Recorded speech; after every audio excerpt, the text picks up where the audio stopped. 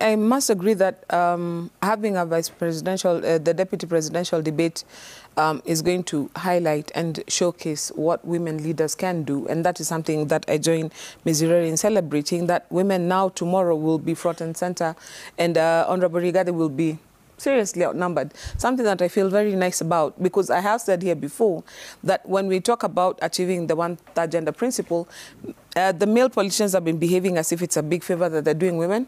But if they don't wake up and smell the coffee, the women are coming and they're taking over. And eventually it will be the men who need the affirmative action. But then let me leave the discussion there for another day.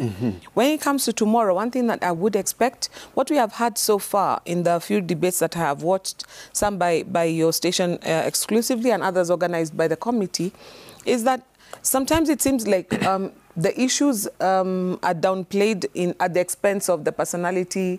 If I think, for example, the Nairobi gubernatorial one. That's one disappointment that I had. That there was a lot more of the jabbing and the jesting rather than breaking down the real issues. The time also is so short that the beginning of the answer starts and then your time is up, keep quiet, let's move on.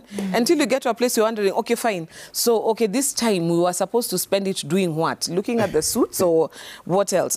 We have to come to a place where ample time... How much time is enough time? No, if somebody is making a point, you know, if you give them something like 3 minutes, it's enough to start a thought and finish it. If you give somebody in 60 seconds, give me an answer. I mean, I don't know. I don't even know what somebody's supposed to do with it. I'd rather have fewer questions. We have maybe 4 major areas, fewer questions, that pack a punch, give somebody some time to answer, and even time for follow-through questions like, would you like to clarify that? Rather than you stick to a script, you go to the little videos from the viewers. Before long, it's a production rather than actually an extraction of value.